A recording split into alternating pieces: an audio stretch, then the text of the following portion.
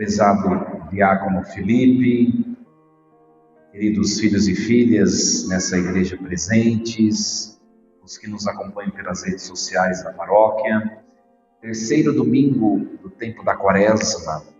A Quaresma consiste de um retiro espiritual pequeno, no qual nós temos e devemos ter a pretensão de subir ao monte do encontro com Deus, também subir ao monte do amadurecimento humano, a edificação humana.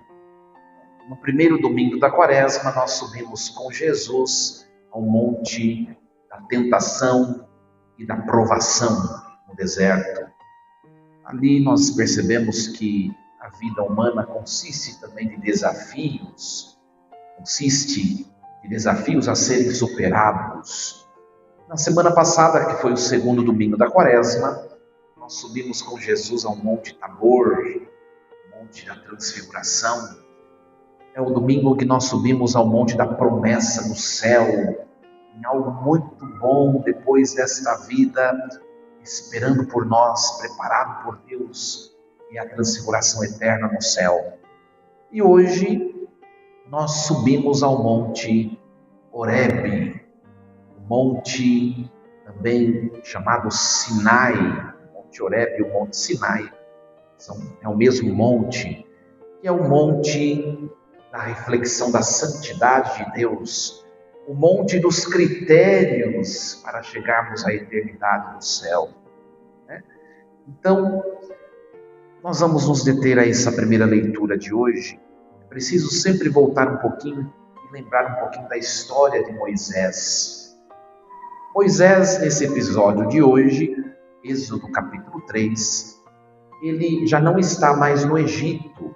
O povo de Israel estava no Egito, estava sendo escravizado pelos egípcios, um momento de muito sofrimento, um momento de tormenta, muita provação na vida do povo de Israel. E Moisés, por um motivo ou outro, acaba matando um egípcio, e o faraó, por isso, quer matá-lo. Moisés sai fugido e ele vai para a terra de Madiã, onde ele encontra uma mulher que vai ser a sua esposa. O pai dessa mulher se chamava Jetro, que é o sogro de Moisés. Então aí nós chegamos no episódio de hoje, nós ouvimos a primeira leitura. Moisés estava apacentando o rebanho de Jetro. Por quê? Porque naquela época, uma região muito seca. Então, o pastor ia com os rebanhos procurando pastagem. Geralmente, onde tinha pastagem eram nos lugares onde tinha água. Então, ele estava procurando e, de repente, ele chega diante de um monte, uma montanha. O Horebe, a mesma montanha, o mesmo monte Sinai que tempos depois ele vai receber as tábuas da lei ali em cima. Mas ele está lá embaixo, de frente ao monte. E ele percebe algo inusitado. Uma árvore, uma sarça, está pegando fogo. Isso era um acontecimento comum numa terra seca, onde o calor era muito grande. Mas aí ele percebeu algo curioso. Aquela sarça está pegando fogo há tanto tempo e ela não se consome. Ou seja, ela não está virando cinza, porque tudo que o fogo toca, ele transforma, ele destrói, transforma. E não estava acontecendo isso com aquela sarça. Ele diz assim, eu vou me aproximar e vou ver o que vai acontecer. O que está acontecendo naquela árvore? E quando ele chega perto do monte de Deus, o que acontece? Deus diz, Moisés, Moisés, olha só, no texto bíblico, em toda a tradição semítica, chamar alguém pelo nome não era algo tão comum. Só se chamava alguém pelo nome quando se tinha intimidade com aquela pessoa, de modo a tê-la nas minhas mãos, a ser íntimo efetivamente dela. Então Deus chama Moisés pelo nome 2 vezes, aqui mostra que Deus conhece Moisés. Aliás, não há nada que Deus não conheça. Não há nada. Ele conhece Moisés. E Moisés responde: aqui estou. E Deus diz: não te aproximes, tire primeiro as sandálias dos pés, porque o lugar onde estás é uma terra santa. Olha só, essa palavra santa, né, é a palavra santo, do aramaico, do hebraico, kadosh, quer dizer separado, quer dizer inapropriado, distante, intocável. Aquela terra era santa. E Deus manda Moisés tirar as sandálias dos pés. O texto diz que Moisés cobriu a cabeça. Daí vem a tradição da liturgia antiga, mulheres usarem véu, né? Hoje não temos mais esse costume, mas vem exatamente fundamentado nesse texto. Diante da presença do sagrado, eu o reverencio. Aqui, meus queridos, já é uma grande provocação para nós. E como nós temos vivido a vida de fé, o relacionamento com o sagrado? Porque tem católico que se relaciona com o sagrado de maneira mais relaxada do que os pagãos. A gente refletir um pouquinho como tem sido o nosso modo de olhar a Deus, a igreja, aquilo que nós realizamos e celebramos. Por exemplo, a Santíssima Eucaristia, que nós estamos a fazer neste momento, nesse pedacinho de tempo do nosso domingo, é algo cheio de sacralidade.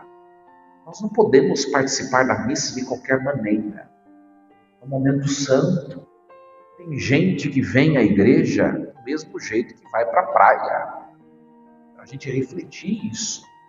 Né? Se nós não reverenciarmos o sagrado, será que os pagãos o farão?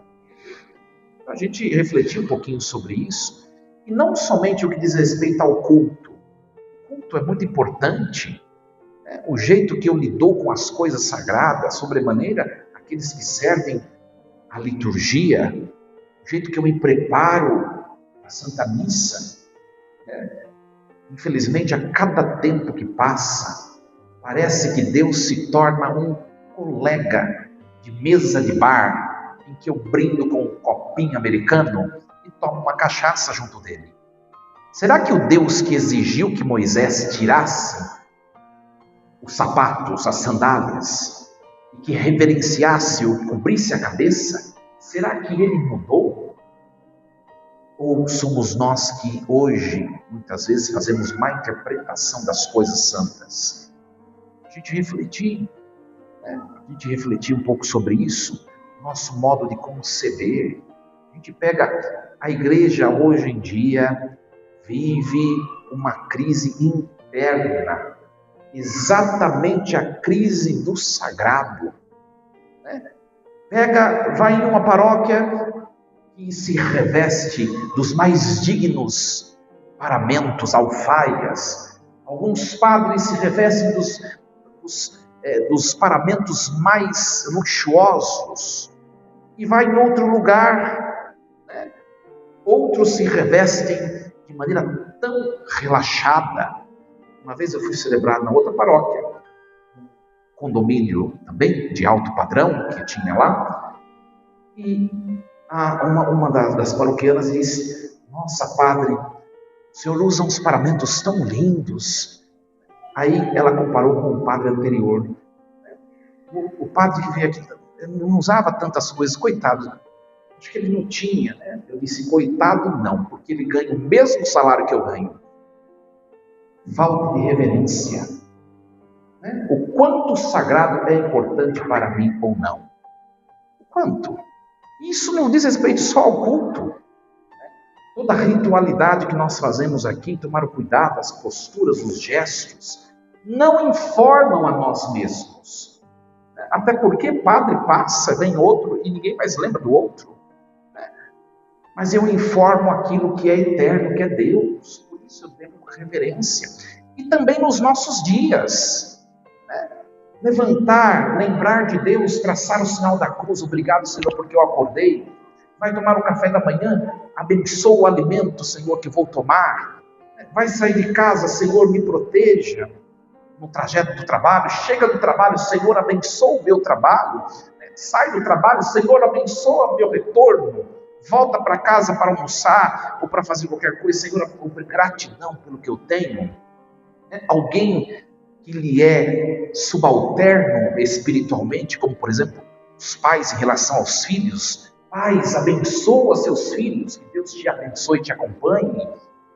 Temos valorizado, reverenciado aquilo que é nosso como cristãos. Não precisa mais disso, né? Ora, é o que o texto hoje está nos dizendo. Deus, ele é eterno, incomensurável. O homem não consegue detê-lo e possuí-lo em tudo aquilo que ele é. Por isso o homem deve reverenciá-lo, prostrar-se diante dele. Mas acontece aqui nesse texto um paradoxo exegético. O mesmo Deus que diz a Moisés, deveis me reverenciar, tire as sandálias. É o mesmo Deus que diz a Moisés depois. Olha só que bonito o texto. Moisés, eu vi a aflição do meu povo que está lá no Egito.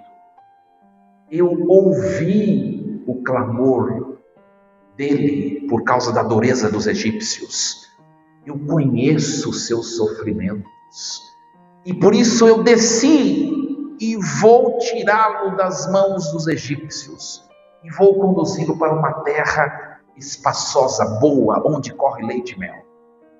O mesmo Deus que é eterno, que deve ser reverenciado, é o mesmo Deus que é próximo de nós. É um mistério a ser celebrado. E Deus usa alguns verbos aqui que são muito bonitos. Deus vê, ouve, conhece e desce ao nosso encontro. Isso acontece em toda a missa. O grandioso, o poderoso, o infinito se torna por meio de pão e de vinho, se torna presença em nossa frente. É algo que racionalmente nós não compreendemos. Ao olharmos um pedaço de pão, uma porção de vinho, matérias tão simples, comuns, nós na verdade estamos vendo, ouvindo, conhecendo o sagrado, o eterno. Nós temos a oportunidade de experimentar a Deus, claro que dentro da nossa limitação, dentro da nossa pequenez. Ninguém jamais comportou a Deus em tudo que Ele é, porque Ele é eterno. Mas nós podemos, naquilo que é possível, experimentá-lo, subir ao monte altar, fazer intimidade com Deus. É esse o convite do tempo da quaresma. E aí Moisés diz a Deus, mas Senhor, eu vou lá, vou falar que o Deus dos meus pais, Deus de Abraão, de Isaac, de Jacó, me enviou a eles e vou dizer a mensagem que o Senhor está mandando. Mas e se eles perguntarem, qual é o nome de Deus? Quem é esse que te enviou, Moisés? E Deus disse a Moisés, eu sou aquele que sou. Ou seja, Deus não disse o nome. Lembra que eu disse que dizer o nome significa possuir? É impossível possuir Deus totalmente. Deus simplesmente é. E se eu perguntar aqui, alguém além de Deus é alguma coisa? No fundo, não. Você pode dizer, eu sou médico, por exemplo. Não, você está médico. Quando você deixa de exercer, você já não é mais. Eu sou tal coisa. Não, você está. A única coisa que nós somos em nós mesmos é seres humanos. Isso ninguém tira de nós. E Deus, Ele é uma presença contínua. Ele não foi e não será. Ele é por todo sempre. Deus presente na vida humana. E o que acontece? Depois Moisés volta e Moisés vai conduzir a libertação do povo. Deus cumpre o que prometeu. O povo sai liberto do Egito. Os egípcios vão atrás e acabam afundando e se afogando no Mar Vermelho. Nós sabemos essa passagem e vamos ouvi-la na vigília de Páscoa. Depois que passa o Mar Vermelho, o povo tem que enfrentar um deserto. Não é tão grande, mas a Bíblia diz que eles ficaram 40 anos atravessando o deserto para chegar na Terra Prometida. E aí vem a segunda leitura de hoje, né? São Paulo, escrevendo à comunidade de Corinto, ele vai fazer memória desse acontecimento, né? Irmãos, não quero que ignoreis o seguinte: os nossos pais estiveram todos debaixo da nuvem, todos passaram pelo Mar Vermelho. E depois que o povo passa pelo Mar Vermelho, Deus acompanha o povo em todo o tempo, pelos 40 anos do deserto, por meio da nuvem, a Shekinah. Então, Paulo está falando na segunda leitura para a comunidade de Corinto. Todos passaram ilesos pelo mar, foram acompanhados pela nuvem. Teve muita gente que morreu em 40 anos, não aguentou, não conseguiu chegar até a Terra Prometida em 40 anos. Mas teve gente que conseguiu. Só que quando estava de frente à Terra Prometida, morreu. Por quê? Estes que foram acompanhados pela nuvem, atravessaram 40 anos de deserto, eles comeram do maná, beberam da água da rocha, eles eram acompanhados por Deus, mas eles não conseguiram entrar. Por quê? É claro que aqui a gente vai fazer uma menção do livro dos Números, no capítulo 20, o próprio Moisés não entrou na Terra Prometida. Sabiam? Às vezes a gente se esquece. Sabe o motivo pelo qual Moisés não entrou na Terra Prometida? Alguém aqui lembra? Um episódio, Números, depois leia na Bíblia, Números capítulo 20. Estava um contexto lá que o povo estava com muita sede e não tinha água. E aí o que acontece? Deus disse a Moisés: está vendo aquela pedra, aquela rocha? Diga a ela: dai-me água, e ela dará. O que fez Moisés? O povo começou a falar, buzinar tanto nas orelhas de Moisés, que ele ficou irritado, ele tomou-se de ira, e ele desconfiou, duvidou de Deus. Ele pegou um cajado e foi na pedra e bateu na pedra 2 vezes. Lá nos livros dos Números, no capítulo 17, Deus tinha mandado ele bater, mas agora Deus não mandou ele bater. Quando ele bateu na pedra, saiu água. Saiu. Mas ele e aqueles que beberam dessa água não entraram na Terra Prometida. Por desobedecer a Deus, por não crer no poder de Deus. Deus mandou fazer uma coisa, ele duvidou. Ele pensou que era o que ele fizesse que sairia água. Outra coisa, outro motivo pelo qual ele não foi, porque ele murmurou contra Deus e contra o povo. A incredulidade, a murmuração. Olha só. E olha que são coisas que muitas vezes se tornam comuns em nossa vida, no dia a dia. Hoje a liturgia está... Por isso que Paulo está dizendo à comunidade de Corinto: não murmureis como fizeram. Por isso eles foram mortos pelo anjo exterminador. Não murmureis.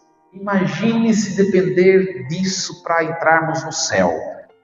Hoje mesmo muita gente já estaria condenada ao inferno. Eu vou fazer uma pergunta que não precisa responder. Desde que você levantou até agora, você já reclamou de alguma coisa? Não precisa responder. É para a gente pensar um pouco. Porque nós temos tantas coisas para dar graças a Deus. E o tempo da quaresma é um tempo de nós mudarmos algumas coisas. Tem gente que tem mania de reclamar da vida. Olha para o lado e veja que tem tanta gente padecendo sofrimentos piores. Quantas coisas nós temos para agradecer a Deus. Como Moisés fez, murmurou, não entrou. E aí vem o evangelho de hoje, um evangelho bastante curioso também.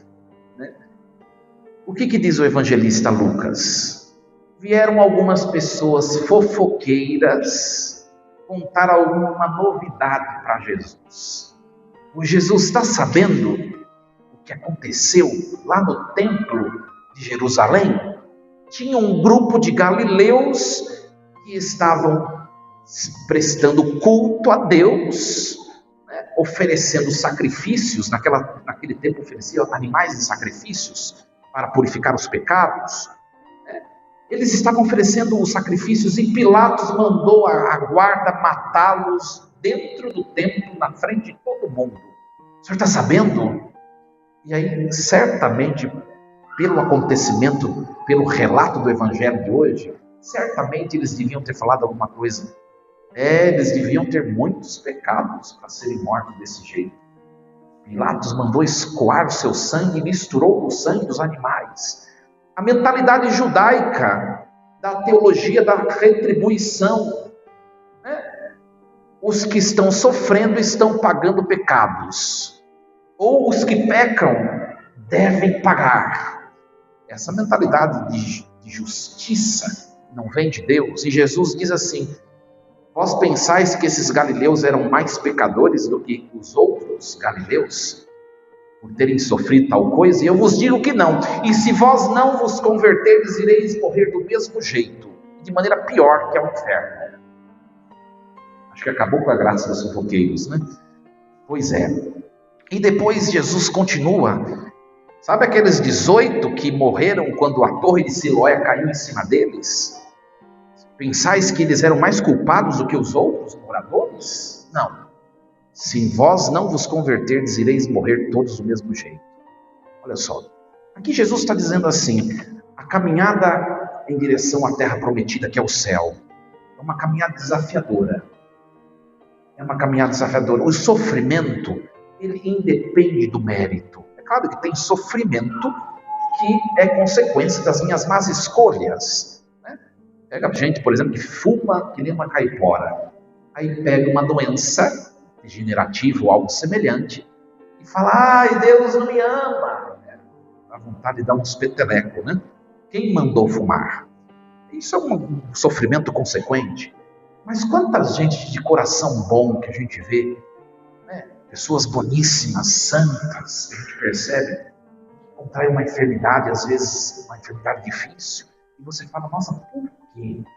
Jesus está falando aqui: o porquê vocês não vão saber já. Mas pare de ficar associando uma coisa a outra, porque não é de incumbência de vocês fazer isso. E aí eu termino a homilia falando dessa parábola de Jesus. E Jesus conta essa parábola. Certo homem tinha uma figueira que estava plantada numa vinha. Então esse é o proprietário da vinha. Ele foi procurar figos e não encontrou. 3 anos ele esperando figos e não encontrou. E aí ele disse ao vinhateiro: eu vou cortar essa figueira. Já venho procurando figos 3 anos, não encontro. Corta essa figueira, ela está gastando a minha terra, inutilizando a terra. E o vinhateiro diz a este proprietário: Senhor, deixa a figueira ainda este ano. Eu vou cavar, vou colocar adubo, vou cuidar da terra. Pode ser que ela venha dar fruto. Se ela não der daí, então tu a cortarás. E aí eu pergunto, ou se vocês escutarem outras homilias, às vezes pode ser que escutam bobagem. Quem é o proprietário da vinha? Quem é o vinhateiro que pediu um tempo para adubar? Algumas homilias vão dizer: o proprietário da vinha é Deus Pai, e o vinhateiro é Jesus, o Filho. Mas será que há contradição em Deus? Porque o salmo de hoje diz: o Senhor, Ele perdoa toda a culpa, Ele é indulgente, é favorável, é paciente, é bondoso, é compassivo. Espera um pouquinho.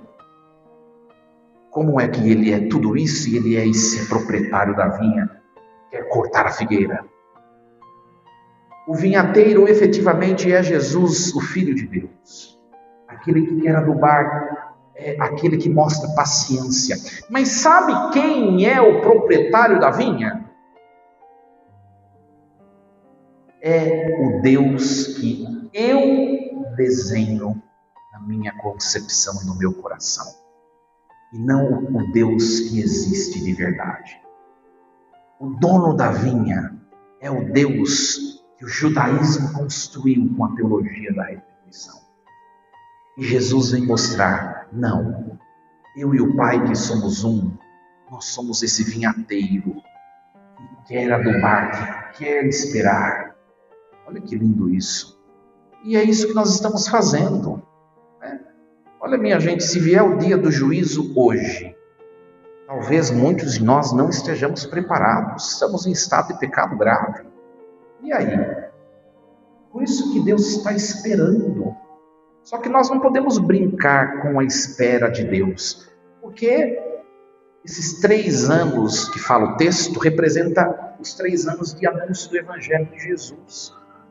Olha, ele falou tanto e tem gente que não adiantou ainda, mas ele está esperando ainda. Só que se vier a poda hoje, né? Alguém aqui sabe se vai morrer hoje à tarde? Não. Então, que a conversão comece agora.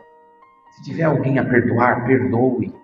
Se tiver alguma situação a ser transformada, mude. Não deixe o coração ficar pesado em dívida com Deus e com o próximo. Mas que esse tempo da quaresma seja um tempo de edificação. Não deixemos para amar a Deus e ao outro para depois. Talvez não dê tempo. Que a palavra de hoje nos ajude e que nós hoje agradeçamos ao Senhor por ser tão compassivo e bondoso para com todos nós. Assim seja. Amém. Instantes de silêncio.